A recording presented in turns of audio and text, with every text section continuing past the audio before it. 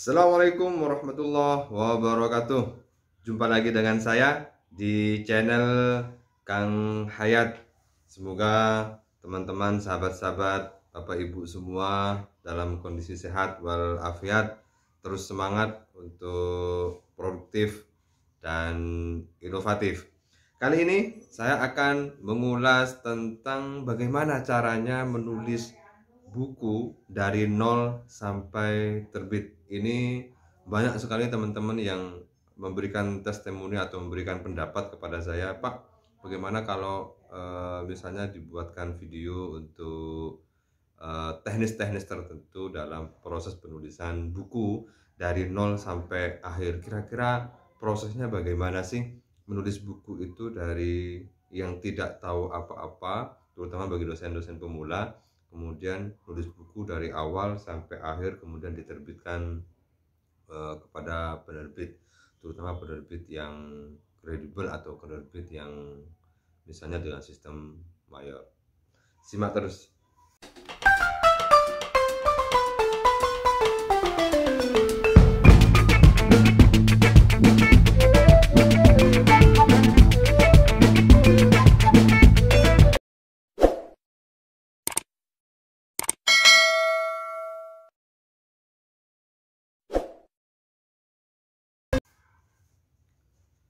Menulis buku memang membutuhkan skill atau kemampuan di dalam soft skillnya, butuh kemampuan di dalam meramu, kemudian merealisasikan, bahkan sampai mengatur waktu dan menentukan tema apa kira-kira yang pas untuk menulis buku. Ada sekitar 10 poin-poin penting cara menulis buku dari nol sampai akhir. Saya bicara tentang teknisnya, teknis yang apa saja yang perlu dibangun di dalam proses penulisan itu. Ada 10. Yang pertama adalah tentukan tema dan judul. Tentukan tema dan judul yang mau ditulis. Teman-teman, Bapak Ibu, sahabat-sahabat semua, mau nulis buku apa? Maka pastikan tema itu harus sudah ditentukan sejak awal. Tema menentukan, misalnya mau nulis tentang teori kepemimpinan, mau menulis tentang pengantar manajemen, mau menulis tentang pengantar sosiologi. Maka bagaimana menentukan tema di awal itu menjadi sebuah poin penting dan modal utama bagi kita sebagai seorang penulis, terutama penulis pemula, untuk bisa memastikan saya ini mau menulis buku apa. Kalau misalnya mau menulis tentang buku politik, maka tentunya tema berkaitan dengan politik perlu disiapkan. Tidak usah difinalisasi tentang temanya menjadi sebuah judul, tetapi bagaimana tema itu menjadi motivasi kita, menjadi modal utama kita di dalam proses penulisan bukunya. Tentukan temanya dulu. Mau nulis tentang tema apa? Mau nulis tentang tema pertanian, silakan ditentukan dulu tema berkaitan dengan penulisan pertanian. Tema itu menjadi penting di dalam proses penulisan awal.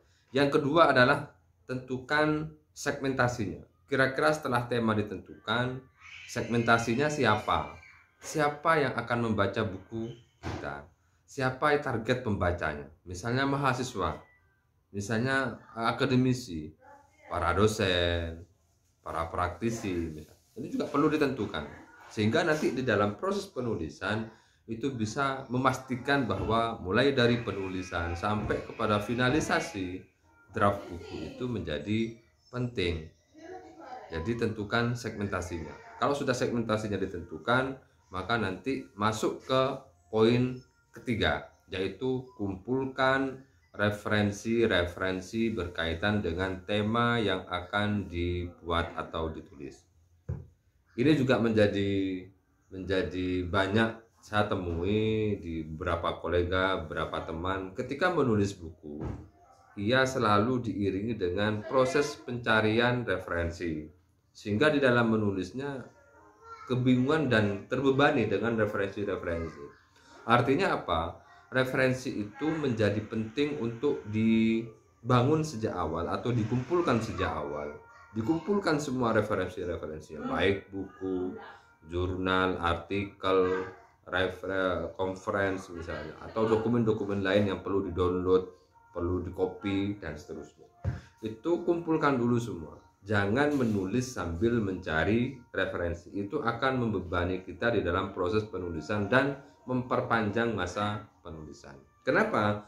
Karena kalau menulis sambil mencari referensi, ketika kita membutuhkan referensi atau kutipan yang kita butuhkan ternyata tidak ada di depan meja kita, maka otomatis ide dan gagasan yang akan kita tulis, yang sudah akan kita tulis itu buyar dengan sendirinya.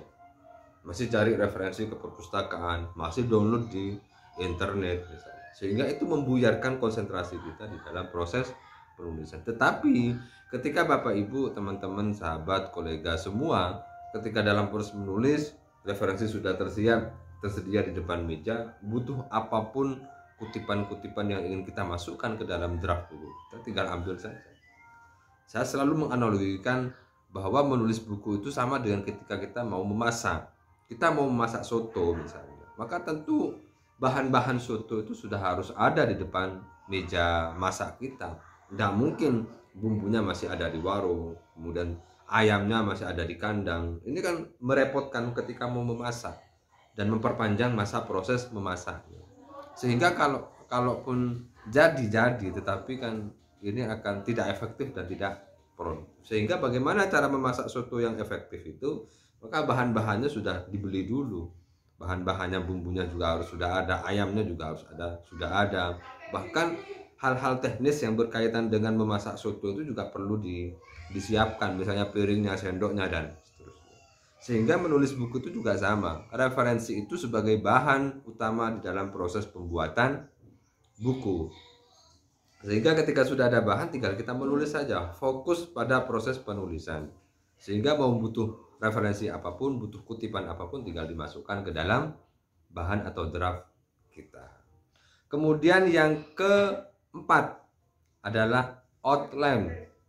Ketika sudah draft, ketika sudah referensi lengkap semua, maka Bapak Ibu bisa segera menyusun outline. Outline itu adalah daftar isi sementara atau buat kerangka penulisan. Bab 1 apa, subbabnya apa saja. Bab 2 apa, subbabnya apa saja. Bab 3 apa, subbabnya apa. Mohon bisa ditulis sampai ke subbab atau sub-subbabnya. Sehingga di dalam proses penulisan buku itu Bapak Ibu sudah bisa mengatur, sudah bisa terarahkan dengan outline itu. Sehingga tidak bingung lagi, bab 1 itu saya mau bahas apa ya. Subbab 1 ini apa saja isinya. Kemudian subbab 1, sub-subbabnya ini apa saja. Hingga kalau bisa dalam proses penulisan buku, buat outline itu sedetail mungkin. Tidak hanya bab 1, 2, 3, 4, 5. Itu juga boleh sih. Tetapi nanti ketika dalam proses penulisan itu biasanya akan, misalnya membutuhkan subbab, itu akan memperlama proses penulisannya. Karena harus mengatur, harus membuat, harus memikirkan subbabnya kira-kira bab 1 ini apa. Maka buat outline sebaik mungkin, sedetail mungkin, sehingga Bapak Ibu di dalam proses penulisannya bisa langsung mengeksekusi tulisan-tulisan yang akan Bapak Ibu tulis. Sehingga bab 1, bab 2, bab 3 itu sudah ada subbabnya semua sampai bab terakhir. Perkara nanti mau ada perubahan nama, ada perubahan judul dalam subbab atau bab, itu nanti urusan belakang. Tetapi yang penting di dalam proses awal membuat outline untuk draft buku itu adalah suatu keharusan yang akan memandu Bapak Ibu di dalam proses penulisan buku dari titik satu langkah kepada 1000 langkah sampai selesai. Sehingga nanti dalam proses menulisnya pun dari awal sampai akhir itu memenuhi aturan di dalam panduan atau memenuhi subbab di dalam outline itu sendiri. Kemudian yang kelima adalah mulai menulis bab 1 sampai bab selesai. Ketika Bapak Ibu sudah membuat outline, silakan bisa segera memulai menulis bab per bab. Pak, apakah bab per bab itu harus runut bab 1, 2, 3, 4, 5? Kalau menurut saya tidak harus urut sih. Boleh dari bab-bab yang dianggap itu paling mudah, paling bisa dilakukan. Atau ketika Bapak Ibu pada waktu itu idenya pengen masuk ke ide dan gagasan bab 5, ya sudah tulis bab 5. Atau ketika waktu itu banyak banyak eksplorasi tulisan yang akan dituangkan di dalam bab 3, sudah tulis bab 3. Kalau menurut saya agar lebih efektif ketika di mana Bapak Ibu menulis itu banyak sumber ide dan gagasan yang muncul untuk menulis bab-bab itu.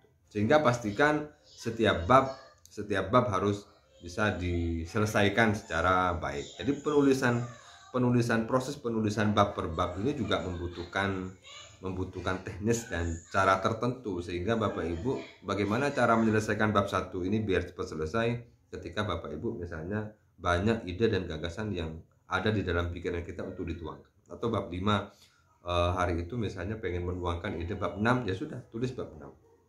Sehingga tidak harus urut bab 1 sampai bab 6. Terutama di dalam buku referensi misalnya banyak bagian-bagian yang itu perlu ditambahkan datanya, teorinya, sehingga membutuhkan banyak waktu. Boleh bab yang paling mudah atau paling banyak untuk dieksekusi ketika waktu itu, silakan eksekusi aja, ditulis saja langsung menjadi tulisan bab, sehingga bab per bab itu ditulis. Saya menyarankan di dalam proses penulisan, seringkali ini saya sampaikan, Bapak Ibu tidak terlalu memikirkan berapa halamannya nanti, kemudian sebagus apa tulisan saya nanti. Yang penting tulis saja dulu, tidak usah memikirkan tentang kualitas, baik, salah, benar, kemudian ketebalan dan seterusnya. Itu nanti ada proses kedua, yaitu proses editing dari draft, sehingga nanti sebelum Bapak Ibu kirim ke penerbit, Bapak Ibu ada proses editing draft buku Bapak Ibu, sehingga memastikan semua isi, semua komponen di dalam buku itu sudah fix dan sudah final untuk kemudian siap direview oleh penerbit. Bab per bab silakan bisa segera ditulis dan diselesaikan. Butuh waktu berapa lama? Itu ditarget Bapak Ibu. Kalau misalnya ada 8 bab, kira-kira satu bab Bapak Ibu menyelesaikan dalam 1 minggu, 2 minggu, atau 3 minggu. Oke lah, taruh misalnya dalam satu bab itu ada sekitar 10-20 halaman. Kira-kira Bapak Ibu mampu setiap hari itu 2 halaman atau 1 halaman. Kalau 2 halaman, maka 10 hari Bapak Ibu harus sudah selesai bab 1. 10 hari Bapak Ibu harus selesai bab 2. Ketika ada 8 bab, maka Bapak Ibu butuh waktu sekitar 40 hari atau 1,5 bulan. Bapak Ibu sudah bisa menyelesaikan draft buku Bapak Ibu dalam rentang bab, ada 8 bab, dalam rentang waktu 1 bulan 10 hari atau 40 hari. Maka target-target itu menjadi semangat kita untuk terus menulis. Usahakan istiqomah menulis, setiap hari usahakan istiqomah menulis, agar tulisan yang diharapkan atau ditargetkan itu bisa sesuai dengan harapan. Intinya dalam proses penulisan bab per bab adalah istiqomah di dalam menulis. Setiap hari misalnya habis sholat subuh atau jam 4 sampai jam 6 saya harus buka laptop kemudian melanjutkan bab-bab tulisan saya. Kalau 2 jam misalnya, bisa enggak kira-kira 2 jam ini 1 halaman sampai 2 halaman. Yang penting Bapak Ibu istiqomah di dalam menulis, pastikan. Atau misalnya malam, Bapak Ibu pastikan, yang penting istiqomah. Kalau sudah istiqomah dan Bapak Ibu sudah merasa nyaman dengan keistiqomahan Bapak Ibu, maka ini akan membantu Bapak Ibu, saudara-saudara semua di dalam melahirkan nilai-nilai produktivitas kita untuk menulis, terutama menulis buku. Kemudian yang ke-9 adalah menentukan penerbit. Jadi setelah Bapak Ibu menulis bab per bab, kemudian waktunya sudah ditentukan, ditarget 2 bulan, dan draft buku sudah selesai, kelengkapan buku sudah selesai, maka Bapak Ibu langkah ke-9 adalah menentukan penerbit. Kira-kira buku saya ini layak enggak untuk diterbitkan di penerbit A. Tentu Bapak Ibu harus tahu dulu penerbit A ini lebih banyak atau memiliki kecenderungan menerbitkan buku apa. Bapak Ibu bisa dilihat di websitenya atau di media sosialnya, atau bertanya langsung kepada marketingnya, sehingga Bapak Ibu tahu. Jangan memasukkan buku yang tidak pernah penerbit terbitkan, itu pasti ditolak. maka terbitkanlah buku kita sesuai dengan klasifikasi penerbitnya. Kalau penerbit ini adalah sering menerbitkan atau lebih banyak menerbitkan buku perguruan tinggi, maka ketika buku Bapak Ibu berkaitan dengan buku perguruan tinggi, maka pastikan dikirim ke penerbit yang sesuai dengan relevansi draft buku kita, sehingga tidak salah sasaran. Kemudian yang ke-10 adalah jangan pernah berhenti menulis. Setelah bab 1, setelah draft buku 1 selesai, maka silakan bisa segera merancang buku berikutnya. Sehingga Bapak Ibu tidak puas dengan satu draft buku yang sudah selesai.